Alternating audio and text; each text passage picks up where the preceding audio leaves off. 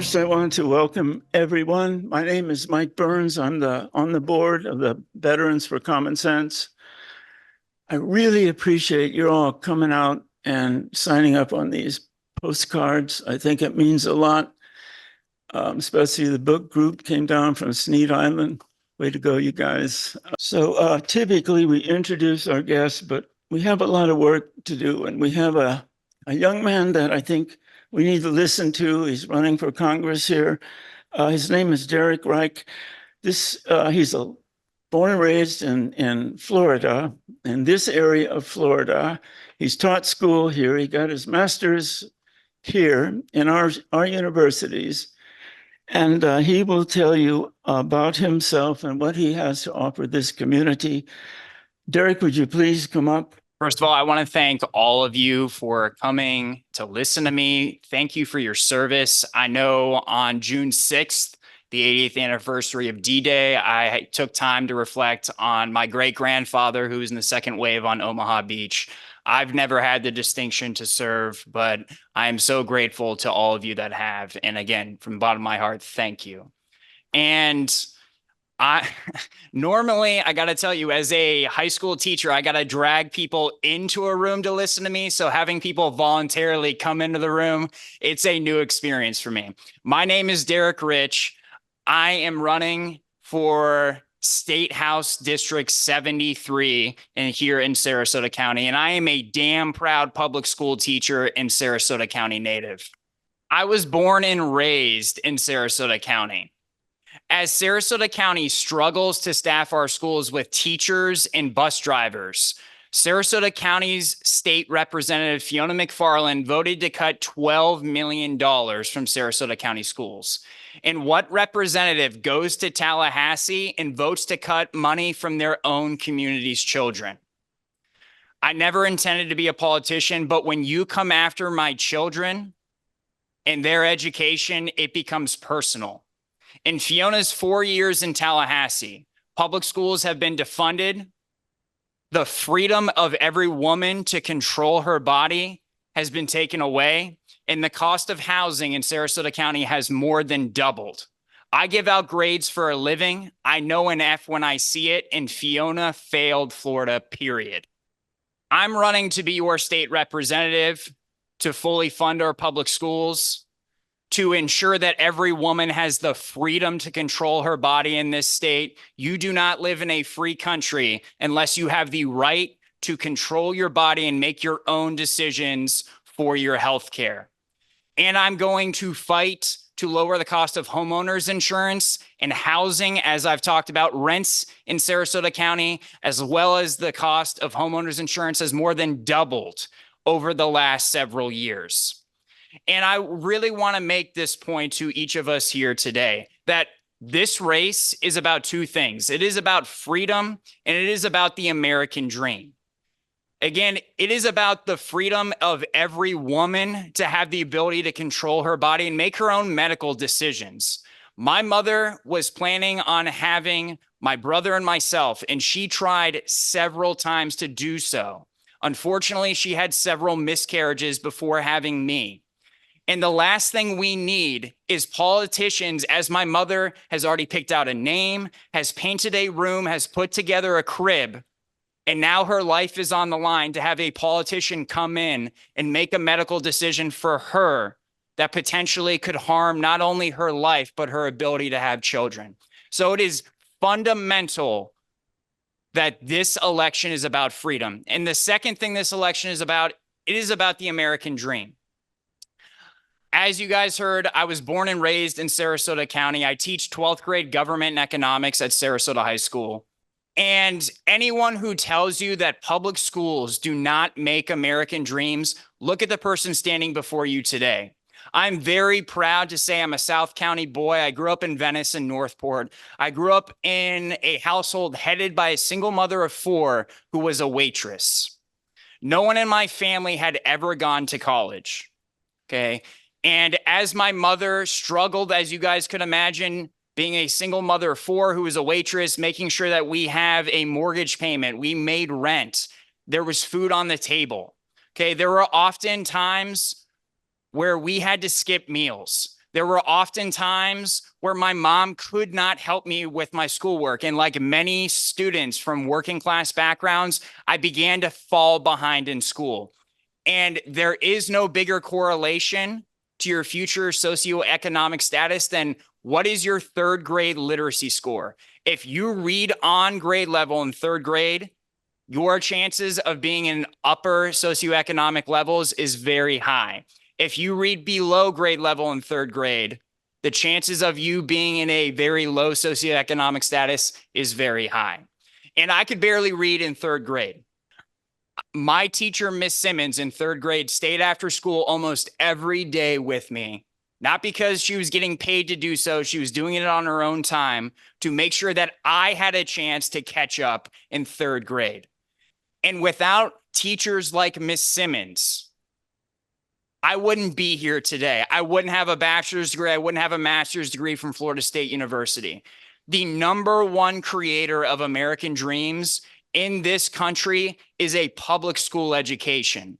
And Tallahassee Republicans are doing everything possible to defund public education and make sure that stories like mine are no longer the norm, but the anomaly that exists. And so it's really important. I cannot stress it to you enough. As we are sitting down here and we are writing for the school board, I can tell you, I sat down and I didn't have a lot of time, but I wrote a couple of them because I'm a teacher. I care about our schools. They are so important. And I'm so grateful that I was born in 1995 and not 2015, because I do not know if my story would have happened if I was born in 2015. I don't know that the Miss Simmons of the world would choose to continue to teach in this state, in this county. So this election is not only about freedom for women, freedom to read books, but it is about the American dream and making sure that our children have a chance at the American dream, which is a fundamental cornerstone of our country. I don't care what zip code you are from or you are born into, that you have a shot to be whatever you want in this country. And the last thing I want to say on the American dream is housing.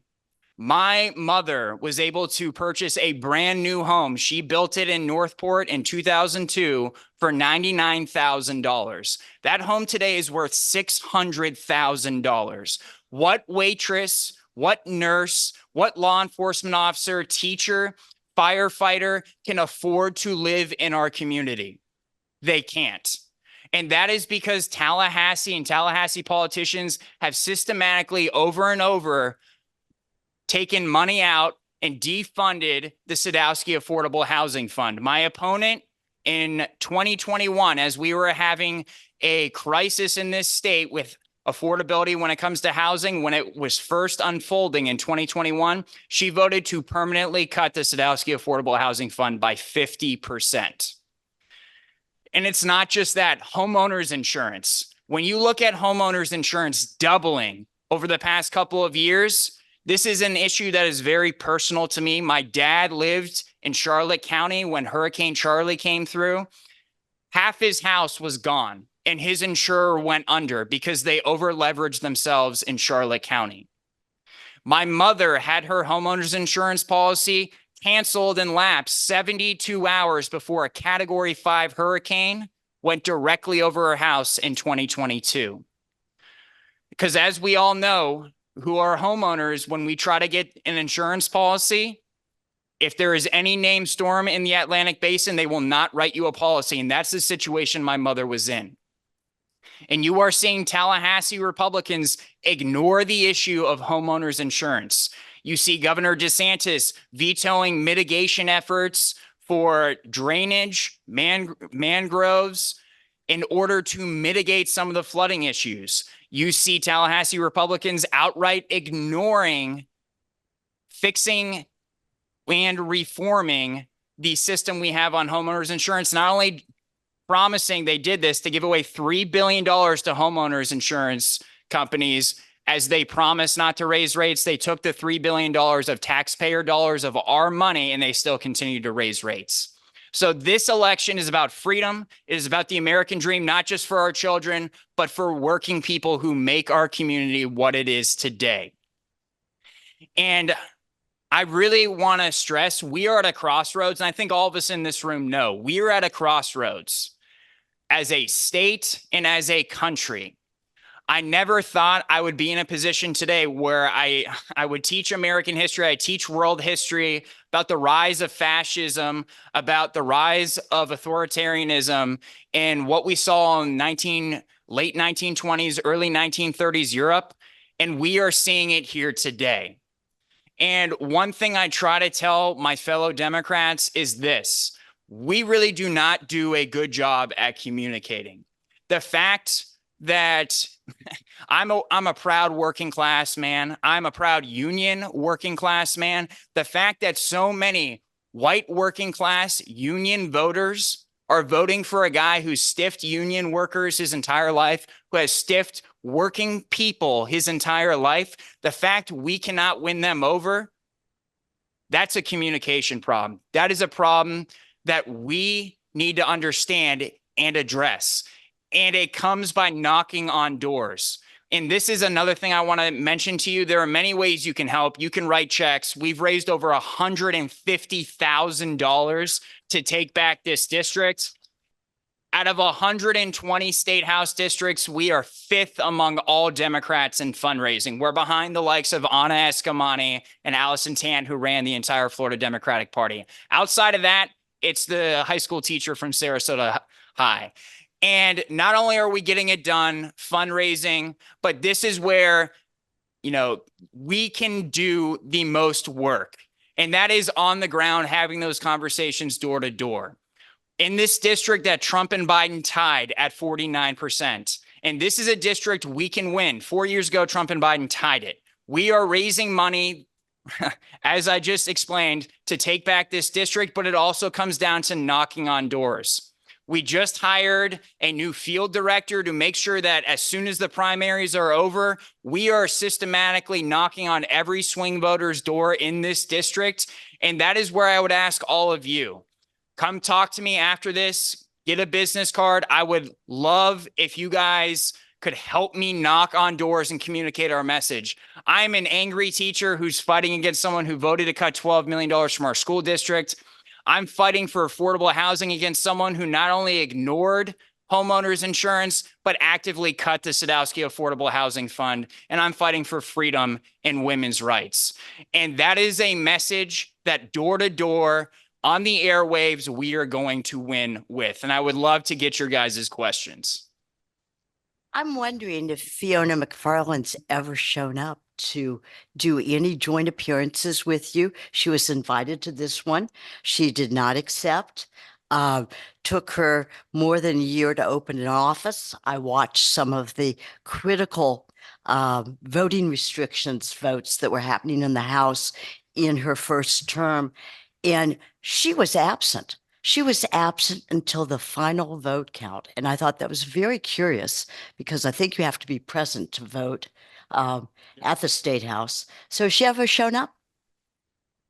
And that's a great question. When we talk about, there's a joke my campaign makes. If there's a tough vote, Fiona's in the bathroom. And you have seen that repeatedly. And in 2022, she voted for the abortion law that included no exceptions for rape or incest. But when she was on maternity leave in 2023, she chose not to vote on the abortion bill. She chose not to vote on several other bills. And by the way, she could have voted via her phone remotely. And are there any proud women who are mothers in this room? Keep your hands raised if you would have taken 1 minute to make a phone call to save your daughter's rights and freedoms. And so I'm not the one criticizing her for not showing up. The mothers in this room are. And I can guarantee you, listen, I come from working class values, which is you show up every day and you give it everything you got. And the first part is you show up. And that's what you're going to get from me every single day. Not only in the classroom, I'm going to keep my job. And I'm going to represent us in Tallahassee. I will get no sleep. But I'm a working class kid. I'm used to working hard and not getting sleep. And I'm going to do it for my community. So you're speaking to an organization that is deeply concerned about climate change. And yet our state is officially denying that it is to be addressed in state legislation. I think you're talking about messaging. People need to understand that storms, higher insurance rates, even the desperate northbound immigration crisis, all of those are driven by climate change.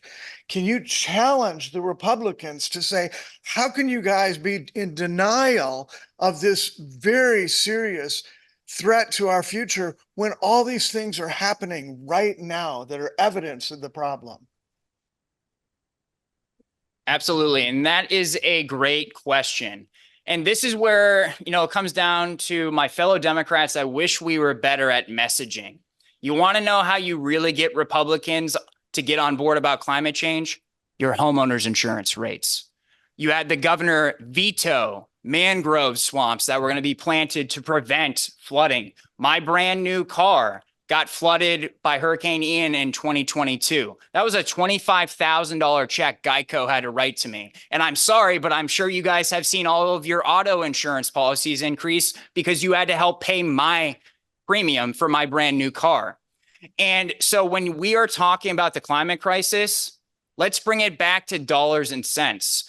Every day you ignore the climate crisis, you're going to pay for it on your homeowner's insurance bill. You're going to pay for it on your auto insurance bill. And I'm fighting to lower your costs. And the way we lower our costs is not live in denial. It's we address climate change. Look, there's a lot of damage we have done, but there is a lot that we can do to mitigate some of the issues we have environmentally that will not only help the environment, it will help our children to have a place to live, but it will also help our pocketbooks by lowering homeowners insurance, lowering auto insurance. Any other questions? Derek, thank you so much. I think this is a really strong candidate that we ought to all consider, loosen our wallets and send him some money. This is the kind of kid we want fighting for us and fighting for our children. No other business. Meeting adjourned. Thank you.